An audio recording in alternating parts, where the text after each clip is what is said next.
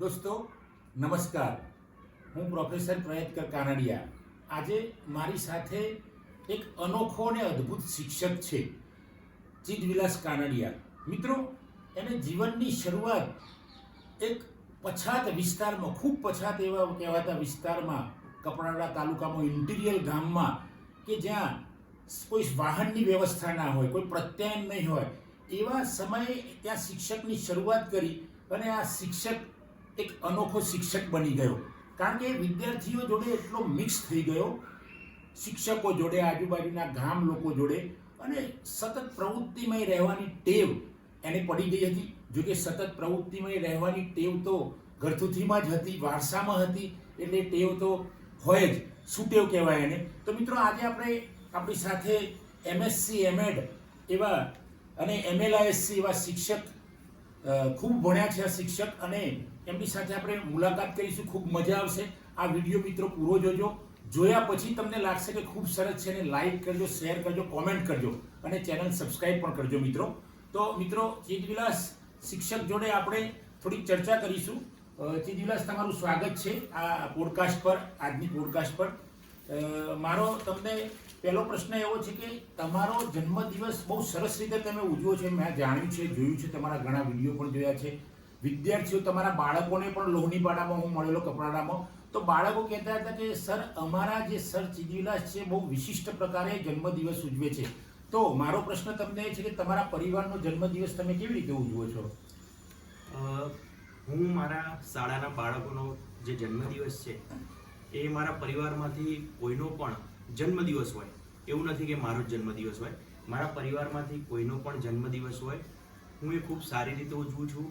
હું અને મારા શિક્ષક મિત્રો, અત્યાર સુધી મારા જીવનમાં જેટલા પણ શિક્ષક મિત્રો આવ્યા છે એ બધા જ સાથે મળીને અમે બાળકો માટે મધ્યાહન ભોજનના કર્મચારીને પણ અમે સાથે લઈએ છીએ, અને સાથે મળીને જ અમે શાળાની અંદર ભોજન બનાવતા હોઈએ છીએ. અને આ ભોજન અમે બાળકોને સારી રીતે પીરસતા હોઈએ છીએ. આ ભોજન પીરસવાનું કારણ પણ મિત્રો હું તમને કહું છું કે હું જ્યારે શરૂઆત 2017ની અંદર હું જ્યારે શિક્ષક તરીકેની જોબ અતિ પછાત એવા કપરાડા, જે વલસાડ જિલ્લામાં આવેલું છે, ત્યાં સૌથી પહેલા હું નાની પલસાણ શાળાની અંદર શિક્ષક તરીકે જોડાયો હતો.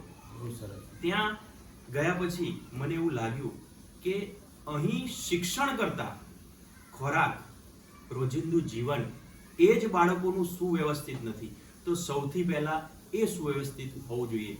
જે જમાનાની અંદર આપણા બાળકો કે હું હોય, પોતે હોય, તો જેને ખોરાકની કંઈ પડી નથી મીન્સ કે જેને મહત્વ નથી, તો મેં કપરાડાના નાની પલસાણના વિસ્તારમાં રહીને જોયું કે બાળકોને ખોરાકનું બહુ જ મહત્વ છે. બાળકો ફક્ત ખાવા માટે જ શાળાએ આવતા હોય એવું લાગ્યું. તો મને એવું થયું કે સરકારની તો યોજના ચાલે છે, પણ આ બાળકો કદી કોઈ સારું ભોજન જમી શકતા નથી તેમની પરિસ્થિતિના કારણે. આ પરિસ્થિતિને સમજીને મને અંદરથી વિચાર આવ્યો. તો શરૂઆતમાં મેં જે બાલાજી કે ચવાણું કે અન્ય નાસ્તા, સૂકા નાસ્તા ને એવું બધું મેં શરૂ કર્યું.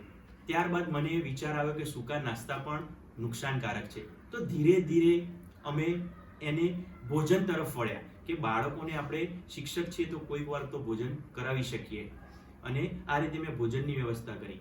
ધીરે ધીરે મારી બદલી કપરાડાના જ મેં બીજા વિસ્તાર લોહનીપાડા શાળામાં કરી. આ લોહનીપાડા શાળામાં જ્યારે મેં બદલી કરાવી, ત્યાં પણ મારો સ્ટાફ ખૂબ સારો હતો, નાની પલસાણ શાળાનો સ્ટાફ પણ બહુ સારો હતો. પણ ત્યાં પછી મેં નક્કી કર્યું કે મારા બાળકોના જન્મદિવસ, જો મારા ઘરની અંદર જેનો જન્મદિવસ હશે, એ બધાના જન્મદિવસ હું બાળકોને પોતાની અને સ્ટાફ મિત્રોની મદદ સાથે જમવાનું બનાવીશ અને જમવાનું પીરસીશું. અને ખરેખર મિત્રો, એ જન્મદિવસ જે ઉજવવાની મજા આવી હતી મને ત્યાં કપરાડામાં, એવી મજા મને આજ સુધી આવી નથી. અત્યારે હાલ મારી બદલી થઈ ગઈ છે છેલ્લા 11 મહિનાથી ગાંધીનગર જિલ્લામાં. અહીં પણ મેં ધીરે ધીરે બાળકોને સાથે સમન્વય કરવાનો પ્રયાસ કર્યો છે, અને હું ધીરે ધીરે બાળકોને સાથે ખૂબ સારી રીતે રહેતા શીખી ગયો છું. અત્યારે હાલ મેં અહીંયાના બાળકોને જમવાનું તો નથી, પણ હું અવશ્ય એમના માટે મારા જન્મદિવસ હોય કે મારા મમ્મીનો, મારા વાઈફનો, તો અવશ્ય એમના માટે હું નાસ્તો લઈ જાઉં છું. તો જમવાની પ્રેરણા મને કપરાડા તાલુકાના પછાત વિસ્તારના લીધે મને એવું થયું કે બાળકોને સૌ પ્રથમ તો જમવાનું જ આપવું જોઈએ. અને આ રીતે હું આ તમારા સવાલનો જવાબ આપું છું કે જન્મદિવસ હું બાળકો સાથે આ રીતે ઉજવું છું. જોયું મિત્રો, ચિદવિલાસનો જન્મદિવસ પરિવારનો, પપ્પા મમ્મી મિસિસ એમના દીકરીનો જન્મદિવસ હોય તો એ બહાર જમવા જતા નથી, પણ બાળકોની સાથે, વિદ્યાર્થીઓ સાથે, જે નાના નાના ભૂલકાઓ છે એમની સાથે લોહનીપાડા અને કપરાડા તાલુકાની બીજી શાળામાં ઉજવતા હતા. અત્યારે પણ એમણે ગાંધીનગર જિલ્લામાં પણ આ શરૂઆત કરી છે. તો ચિદવિલાસ, મારો બીજો પ્રશ્ન છે કે બાળકોને ખુશ રાખવા તમે શું કરતા હો છો? લગભગ ટૂંકમાં આપશો જવાબ તો વાંધો નહીં. હું પોતે જ એક બાળક સમાન જ છું, અને બાળક જોડે મેં જ્યારે જોબ કરી તો હું પોતે બાળક બની જતો હોઉં છું. શરૂઆતમાં મેં તમને કીધું એમ કપરાડાની અંદર મેં જ્યારે જોબ કરી તો કોઈ પણ, કપરાડા એટલે ચેરાપુંજી છે ગુજરાતનું, તો બાળકોની સંખ્યા થોડી આવવાની ઓછી થવા લાગી. તો મને એવું થયું કે સરકાર તો ખર્ચો કરે છે, આચાર્ય પણ ખર્ચો કરે છે, પણ સૌ પ્રથમ આખા અમારા જેટલા પણ ક્લાસ હતા એમાં સૌથી ખરાબ ક્લાસ મારો, ખરાબ મીન્સ કે સખત વરસાદ પડે તો બધી જ જગ્યાએ ખાબોચિયા ભરાઈ જાય એવી મારા ક્લાસની પરિસ્થિતિ હતી. અને એ મને ગમતું ન હતું કે મને જે ક્લાસ નથી ગમતો એ મારા બાળકોને કેવી રીતે ગમી શકે. તો મેં સ્વખર્ચે, મેં મારા ફાધરની વાત કરી હતી, પગાર જે સેલેરી છે તો ઓછું હતું, પણ ઓછો સેલેરી હોય પણ આપણને ગમતું કામ કરવા માટે કદી કંઈ ઓછું પડતું નથી. તો મેં સ્વખર્ચે આ રીતે મેં શાળાનો મારો પોતાનો ક્લાસ મેં સારી રીતે બનાવ્યો હતો. તેથી આ બનાવવાનું કારણ એ જ કે કંઈક નવું જુએ બાળકોને, આપણને પોતાને કંઈક નવી વસ્તુ મળે, નવું રમકડું મળે તો આપણે ખુશ થતા હોય છે. તો મને પણ મારા ક્લાસમાં જવાનું મન ક્યારે થાય કે જ્યારે એ ક્લાસ સારો હોય તો હું એની અંદર જઈ શકું. તો એવી જ રીતે બાળકોની પણ માનસિક અવસ્થા એવી જ હોય છે કે કંઈક નવું જોવે તો શાળામાં આવતા થાય. તો બાળકોને હું રમાડતો હતો આ રીતે મેં શાળાની અંદર સ્વ ખર્ચ કરાવ્યો હતો, અને આ રીતે મેં અલગ અલગ અખતરા મેં કરેલા છે. ધીરે ધીરે, અખતરા તો નહીં પણ ધીરે ધીરે મને મજા આવે છે, તેથી હું આ બધું કરતો હોઉં છું. સરસ પ્રયોગો. જો મિત્રો, તમે જોયું, ચિદવિલાસ એક અનોખો શિક્ષક છે અને પોતાના ખર્ચે પણ, આમ તો માણસ શિક્ષકનો પગાર કંઈ લાંબો હોતો નથી, એમાં ફિક્સ પગારમાં તો લાંબો પગાર હોતો નથી, છતાંય પોતાના ઘર ખર્ચમાં કરકસર કરીને બાળકો માટે કંઈક કરનાર આવા શિક્ષક બહુ ઓછા હોય છે મિત્રો. તો ચિદવિલાસને બીજો એક મારો પ્રશ્ન આગળનો છે કે તમને શિક્ષક બનવા માટે પ્રેરણા આપનાર કોણ, અથવા તો તમારો પ્રેરણા સ્ત્રોત કોણ, એવી તમને કદાચ જાણકારી હોય તો? એકચ્યુઅલી મિત્રો, મારે સૌથી પહેલા તો શિક્ષક બનવું ન હતું, પણ મારે એવું હતું કે મારે કંઈક અન્ય વસ્તુની અંદર આગળ જવું, પરંતુ અમુક સંજોગોના કારણે આપણે જે ચાહીએ તે આપણે બની નથી શકતા. પણ શિક્ષક બનવાની પ્રેરણા મને મારા પરિવારમાંથી મળી, મારા ફાધરમાંથી મળી, મારા દાદાનામાંથી મળી, મારા કાકા પ્રોફેસર છે તેમના લીધે મને પ્રેરણા મળી કે શિક્ષકનો વ્યવસાય પણ ખૂબ સારો છે. અને ખરેખર મિત્રો, એ વ્યવસાયમાં આવ્યા પછી મને એની અંદર મેં સ્વીકારી લીધું અને મને એની અંદર ખૂબ મજા આવવા લાગી. મારું આખું પરિવાર શિક્ષણની અંદર છે. મારા નાના પણ શિક્ષક હતા, મારા નાનાના સગાભાઈ એટલે મારા બીજા નાના એ પણ શિક્ષક હતા. તો આ સર્વે માણસો મેં આજુબાજુ જોયા કે મારું આખું પરિવાર એ શિક્ષણમાં જોડાયેલું છે. તો ભગવાને પણ મારી કોઈ એવી રચના કે એવી કોઈ મારી કરી હશે કે મારે પણ શિક્ષક થવાનું લખ્યું હશે, અને બાળકોની અંદર મારે શિક્ષણની અંદર આગળ વધારવાના હશે. તેથી મને મારા પરિવારમાંથી જ આ શિક્ષક તરીકે શિક્ષક બનવાની પ્રેરણા મળી છે. વેરી ગુડ, સરસ. જો મિત્રો, ઘરમાં શિક્ષકો છે, મોસાળ પક્ષે શિક્ષક છે, અહીંયા ગામના પક્ષે શિક્ષક, દાદા કાકા, એટલે કે હું પોતે શિક્ષક છું, પ્રોફેસર, મોટા ભાઈ એમના પપ્પા એ પણ યોગના શિક્ષક છે, નાનો ભાઈ પણ શિક્ષક બની રહ્યો છે, પ્રોફેસર. તો આ બધાના કારણે એક મોટિવેશન મળ્યું ચિદવિલાસને. ચિદવિલાસ, છેલ્લો એક પ્રશ્ન છે મારો, શિક્ષક બન્યા પછી તમારા જીવનમાં કોઈ ફેર પડ્યો? શિક્ષક બન્યા પછી હું તમને ખાસ જણાવવા માંગુ કે શિક્ષક બન્યા પછી જ મારા જીવનમાં દરેક ફેરફાર આવ્યા છે. હું જ્યારે કંઈ ન હતો, એટલે કે હું અભ્યાસ કરતો હતો, ત્યારે મારા જીવનમાં કોઈ જ ફેરફાર ન થયા હતા. એક સામાન્ય કોમ્પ્યુટર, તો કોમ્પ્યુટરની અંદર મારા માટે મારા ફાધર લેપટોપ લાવ્યા હતા. આખી જિંદગી મેં લેપટોપનો ઉપયોગ ફક્ત મૂવી જોવા માટે જ કર્યો હતો. પણ છેલ્લા 6 થી 7 વર્ષની અંદર, મારી શિક્ષકની જોબ અત્યારે હાલ 9 વર્ષ પૂર્ણ થશે, પણ છેલ્લા 6-7 વર્ષથી મને ટેકનોલોજીનો ઉપયોગ એટલો સરસ રીતે અને સારી રીતે કરવા મળ્યો છે, અને હું કરું છું કે મને એની અંદર મજા આવે છે.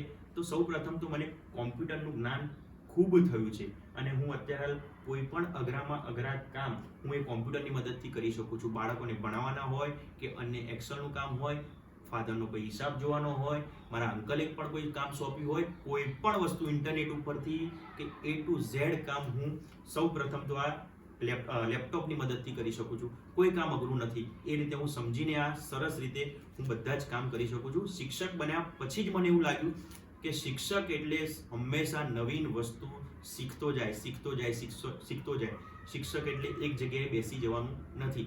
મને જેમાં ઇન્ટરેસ્ટ હતો એ ઇન્ટરેસ્ટ મેં કેળવ્યો અને સાથે સાથે મને એવું થયું, મેં લોકોના યુટ્યુબ ચેનલની અંદર મેં વિડીયો જોયા તો સૌપ્રથમ મને વિચાર આવ્યો કે હું પણ આવી મારી ચેનલ ખોલી શકું છું.